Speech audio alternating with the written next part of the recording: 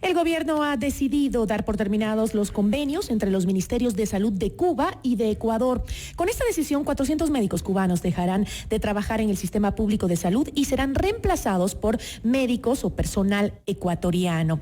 Nos acompaña para conversar sobre este tema el doctor Víctor Álvarez, el expresidente del Colegio Médico de Pichincha. Doctor, ¿cómo está? Muchísimas gracias por acompañarnos. Muchas gracias, buenas tardes y estamos aquí para conversar de este caso. Doctor, estos acuerdos bilaterales estaban vigentes desde el 2013, ya hace bastante tiempo, y fueron firmados justamente por el presidente de ese entonces, Rafael Correa, en una de sus visitas a la isla de Cuba. El objetivo era que médicos cubanos capacitaran a profesionales de salud locales en medicina familiar, comunitaria e intercultural. Eso, me pregunto yo, ¿se logró y existen esos médicos con esas capacidades para suplantar a los que ahora el gobierno actual quiere eliminar? En el inicio ese era el espíritu del convenio, pero ese espíritu fue cambiando.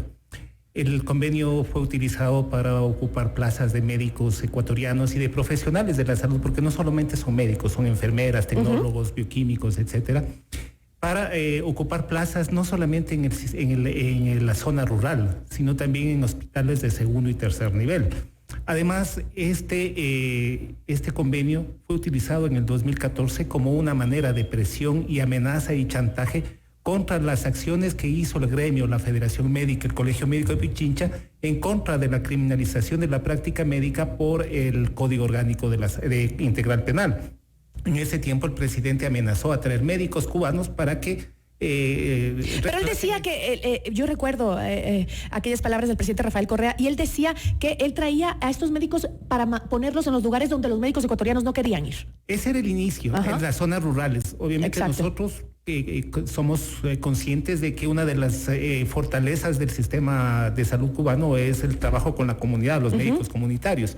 Pero eso se fue desvirtuando y empezamos a tener médicos especialistas de dudosa formación, que no cumplían con todos los requisitos que no marca la ley, porque además de que estos médicos venían a ocupar plazas de los médicos ecuatorianos, no tenían que cumplir todos los elementos que marcan la norma y la ley, tanto en la ley orgánica del servicio público como la ley orgánica de la salud. Ellos no hacían la rural, ellos no tenían que certificar su título en el CENESID, y tampoco estaban amparados o estaban sujetos a las normas ecuatorianas. No, incluso lo que dijo la ministra Romo fue que además los contratos no se les pagaba directamente a ellos, sino que el Estado ecuatoriano le pagaba al Estado cubano. ¿Y los médicos de qué vivían acá? Claro, esa es otra de las situaciones, porque se utilizaba a los compañeros médicos cubanos como una explotación. Nosotros en algún momento hablábamos de una trata de mandiles blancos. ¿Por qué? Porque el Estado pagaba una cierta cantidad que iba a una organización de salud internacional, esta triangulaba con el gobierno cubano, el gobierno cubano recibía ¿Pero y de qué vivían acá los cubanos, los médicos cubanos? De ese monumento, y le daban un estipendio. Un porcentaje que en algunas ocasiones no llegaba ni a los $1,000 a los médicos cubanos. Entonces, a más de todo lo que le habíamos manifestado, también había una explotación hacia los médicos. Lo que usted decía, que los médicos tenían que venir a fortalecer la capacitación de los médicos ecuatorianos, no se cumplió. En las unidades de segundo y tercer nivel, en la mayoría de los casos, los médicos ecuatorianos fortalecíamos los conocimientos de los médicos cubanos, porque el nivel de tecnología de nuestro país es mucho superior al nivel. ¿Usted está entonces obviamente de acuerdo con esta decisión del gobierno ecuatoriano de eliminar estos convenios que se hicieron con Cuba y que estos médicos o regresen a su país o simplemente salgan de la función de salud pública del país? ¿Está de acuerdo? Entiendo por lo que me dice. Nosotros hemos aplaudido esa decisión, consideramos que fue tardía porque la hemos pedido desde hace algunos años. Pero a mí me preocupa porque sí se hablaba de que habían especialistas que no se encontraban en el país y que llenaban esas vacantes. Es decir, esos 400 puestos, sé que no todos son de especialistas, que algunos son enfermeras, como usted decía, asistentes en medicina, pero ¿cuántos realmente los médicos ecuatorianos están capacitados para suplantar esas especialidades que hoy dejan los médicos cubanos? Mire, el mismo hecho de tener ese convenio hizo que las competencias de los médicos ecuatorianos sean disminuidas. No se daba la demanda en ese sentido y las universidades tampoco empezaron a formar especialistas en eso. Si usted ve la publicación del Ministerio de Salud, Los médicos familiares son 4, mientras que los fisiatras y médicos de rehabilitación, que son especialistas ya de tercer nivel, son 105. Es decir, hay más médicos que están ocupando funciones de segundo y tercer nivel que médicos en el primer nivel de prevención y promoción de la salud. Como le digo, sí va a ser un problema en este sentido, porque somos conscientes de que existe un déficit de médicos especialistas, pero esta situación ocultó ese problema. Entonces, este es un proceso que tenemos que trabajar y también tenemos que incentivar al médico ecuatoriano para que ocupe. Exacto, pero no sería de hacerlo eso paulatinamente, es decir, que se queden los médicos especialistas que no se encuentran, que no hay aquí, que no vamos a encontrar en el Ecuador, que se queden los cubanos hasta que pues tengamos la posibilidad de suplantarlos, ¿no? Obviamente, tienen que quedarse aquellos médicos que sean necesarios, pero que tienen que cumplir las normas y las leyes que habla el Ecuador. Tienen que cumplir la rural, tienen que registrar su título en el CENESID, tienen que registrarse en el Ministerio de Salud Pública y sobre todo tienen que tener los mismos derechos y las mismas obligaciones que tenemos los médicos ecuatorianos. Así es. Ahora, el proceso entiendo que va a ser en esto, incluso iban a lanzar en estos días ya la convocatoria, ¿no? Ahora, nosotros estamos conversando con el Ministerio de Salud Pública, vamos a solicitar una reunión con la ministra para ver cómo se hace este proceso.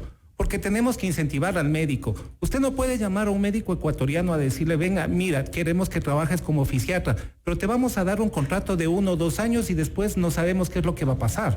Hemos solicitado al Ministerio de Trabajo y al Ministerio de Salud que se abran ya los concursos de merecimientos y oposición, no solamente para estas plazas, sino para miles de plazas que tienen el problema de que en el mes de diciembre se terminan los contratos ocasionales. Y según el acuerdo interministerial del Ministerio de Trabajo y el Ministerio de Salud Pública, ya no pueden ser renovados esos contratos con los mismos profesionales que están ocupando en este momento. Entonces la crisis se viene. Y la ministra ha dicho que no los va a renovar, o sea que no se van a renovar. Pero y si es así, como usted dijo, pues no es la mejor solución, pues. Claro, la solución es hacer un concurso de merecimientos y oposición, porque usted ahí, con un concurso claro, transparente y garantiza también a la población que los médicos que van a ocupar o los profesionales que van a ocupar esas plazas son los más capacitados, son los mejores y los más formados, y le está dando a la población médicos de calidad, profesionales de calidad. Ya no queremos que esas plazas sean ocupadas a dedo.